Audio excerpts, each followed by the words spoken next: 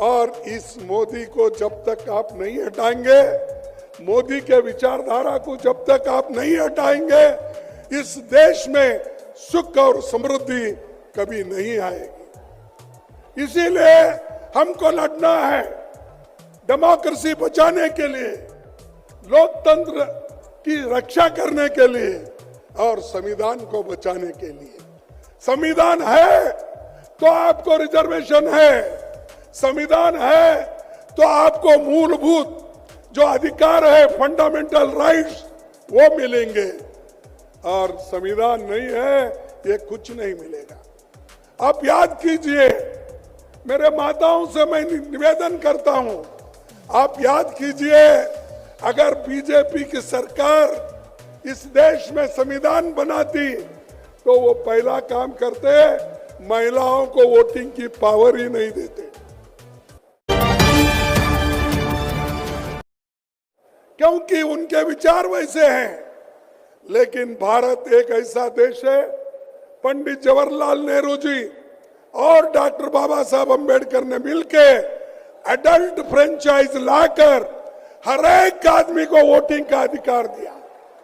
चाहे वो स्त्री हो, चाहे वो पुरुष हो, चाहे वो नौकर हो, चाहे वो मालिक हो, चाहे कारखाने का बड़ा से बड़ा धनी हो, सबको अधिकार मिला। इससे पहले था क्या? आज बड़े बड़े बात करते हैं, इतनी टीका करते हैं हम पे, पूछो मत। अरे हमने तो देश को आजादी दिलाने के लिए लड़ा, खून बहाया, देश को एकता रखने के लिए श्रीमती इंदिरा गांधी जी अपनी जान दी, राहुल गांधी जी अपना जान दिए, उनके शरीर के टुकड़े टुकड़े हो गए। और वैसा ही श्रीमती इंदिरा गांधी जी देश को एकता रखने के लिए 32 गोलियां अपने छाती पे लगा ली। कौन लीडर ऐसा बताओ? यही बीजेपी वाले, यही आरएसएस वाले जनसंघ के नाम पे थे। तब क्या करते थे? तब ये सरकारी नौकरी में जाने के लिए लोगों को कहते थे, ये कहते थे क्विट इंडिया आंदोलन में भाग मत लो, गांधी जी की आइडिया अच्छी नहीं है, ये कहते थे। ये नौकरियों में रहते थे, ये व्यापार करते थे और देश के लिए कभी नहीं लड़े। मैं उसीलिए कई बार बोलता हूं, इनके घर का एक स्वान भी भोगता नहीं था, ऐसी परिस्थिति। लेकिन हमारे लोग सूली पे चढ़े, हमारे लोग लड़े। तो इसीलिए कांग्रेस पार्टी संविधान बचाने के तरफ हमारा ध्यान है। और इसीलिए हमको ये जरूर होगा कि हम सबका विकास चाहते हैं, चंद अमीर मित्रों का विकास मोदी चाहते हैं। आप डेमोक्रेसी चाहते हैं या तानाशाही, आपको तय करना होता। आप डेमोक्रेसी चाहते हैं ना? अरे लोकतंत्र चाहते हैं या नहीं? जो लोकतंत्र चाहते हैं वो हाथ उठाइए दोनों, और जो तानाशाही का समर्थन करते हैं उनको इस देश से निकाल के फेंकना पड़ेगा। ये लोग आज, ये तो देखिए, ये बीजेपी खास करके ये एक पॉइजन के जैसा है, आरएसएस ये पॉइजन के जैसा है।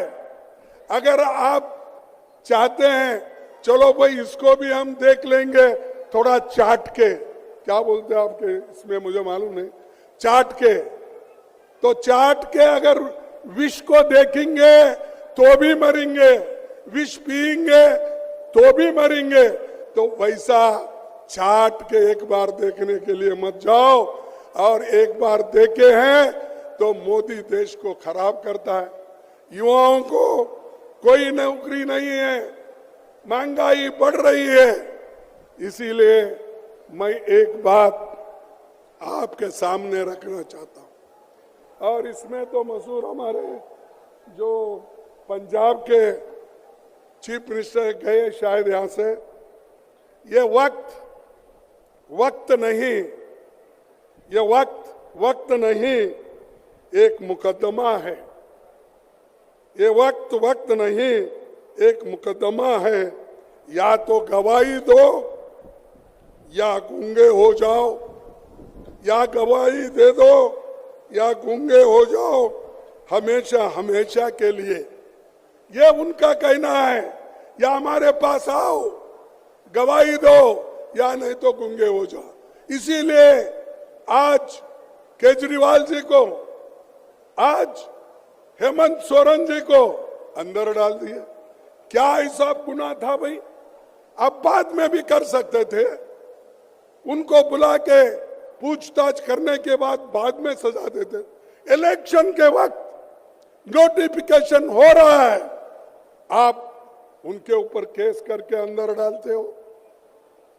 और हेमंत को भी उसी वक्त उसके ऊपर उनका यही कसूर था कि वो गठबंधन के साथ चलना चाहते थे। उनको बुलाया गया, पूछा गया, तब उन्होंने कहा मैं कांग्रेस के साथ रहूंगा, गठबंधन के साथ रहूंगा।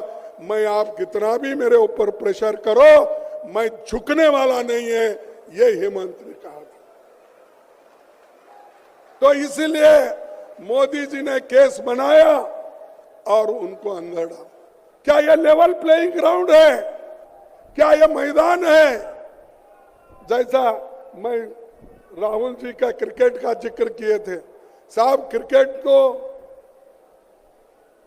सब लोग ठीक ठाक मैदान बनाते हैं और पिच भी अच्छा करते हैं, तब लोग खेल पाते हैं।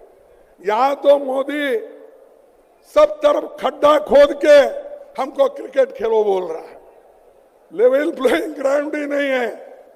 तो ऐसे व्यक्ति को इस बार हराना चाहिए। जब तक इनको हराएंगे नहीं, तब तक शांति से नहीं बैठना चाहिए। और ये इसलिए जरूरी है, किसी एक व्यक्ति के लिए नहीं है, या सिर्फ आज एक केजरीवाल जी के लिए नहीं है, या हेमंत के लिए नहीं है। ये 140 करोड़ जनता की रक्षा के लिए हम कर रहे हैं। और ये जरूरी है, गरीब को, किसान को, मजदूर को, छोटे मोटे व्यापारियों को, इनकी रक्षा करने के लिए हम ये कर रहे हैं। इसीलिए हम चाहते हैं कि डेमोक्रेसी को बचाओ। ये 224 की चुनाव होगी युवाओं के रोजगार के लिए। ये चुनाव होगी बढ़ती महंगाई के मुद्दे पर। ये चुनाव होगी किसानों के एमएसपी गारंटी पर। ये चुनाव होगी लोगों की हिस्सेदारी। जो राहुल जी ने बीड़ा उठाया है कि जाति जनगणना होना चाहिए और जिसकी जनसंख्या है उसको न्याय मिलना चाहिए, जिसकी जनसंख्या भारी है उसको न्याय मिलना चाहिए। इसीलिए वो जो आवाज उठाए, इसकी भी लड़ाई है। और भाजपा के भ्रष्टाचार के खिलाफ ये लड़ाई है। और चुनाव देश के संविधान और डेमोक्रेसी को बचाने की है। इसीलिए मैं आपसे विनती करता हूं कि आप सभी एक हो जाओ, मिलकर चलेंगे।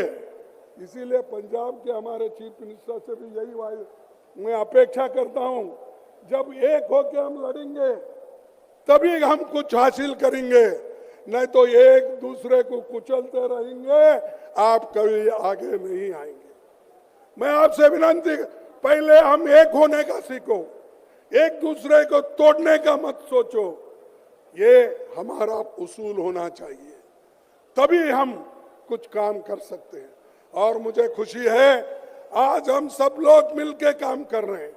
चाहे हमारे कुछ भी मतभेद हो, हम येचुरी साहब, डी राजा केरल में लड़ते हैं, लेकिन यहाँ इस बड़े कॉज के लिए, इसके लिए हम एक होकर एक मंच पे हम आते हैं।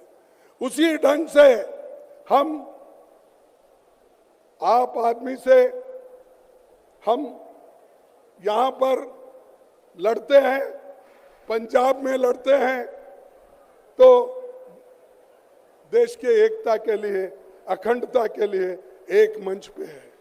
तो ये जो बना, ये इंडिया गठबंधन जो बना, देश के रक्षा के लिए, लोगों के रक्षा के लिए और आपके हिफाजत के लिए बना, या किसी व्यक्ति के बारे में नहीं।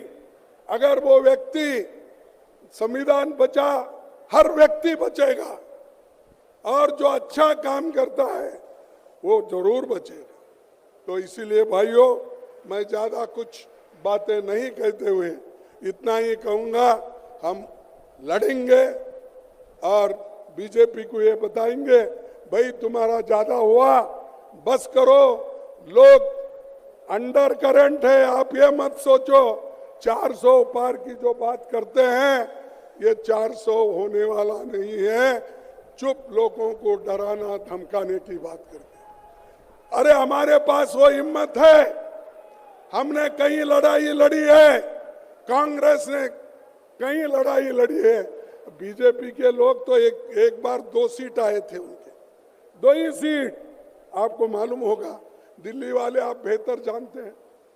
तो ये 2 सीट लिए सो लोग बार बार दूसरों को गालियां देते हैं। तो इसीलिए आपसे मैं यही कहूंगा कि आखिरी में एक बात कह के मैं अपने बात को खत्म करूंगा, तो वो ये है कि इंडिया गठबंधन के लिए जो मुश्किलातें हैं, उन मुश्किलातों को हम सब मिलके दूर करेंगे। और मोदी का क्या है, कोर्ट भी उसके पास है, पुलिस भी उसके पास है, सभी कुछ उसके पास है। और इसीलिए मैं, एक शायर ने लिखा है, अपील भी तुम हो, दलील भी तुम, अपील भी तुम, दलील भी तुम, गवाह भी तुम, वकील भी तुम, गवाह भी तुम, वकील भी तुम, जिसे भी चाहो हराम कह दो, जिसे भी चाहो हराम कह दो, जिसे भी चाहो हलाल कर दो, जिसे भी चाहो हलाल कर दो। सब उनका, वकील उनका, कोर्ट उनका, पुलिस उनकी, सब कुछ उनकी। तो ऐसे में डेमोक्रेसी को टिकाना, आप में जो जोश आना चाहिए, और जोश के साथ हम लड़ते रहेंगे।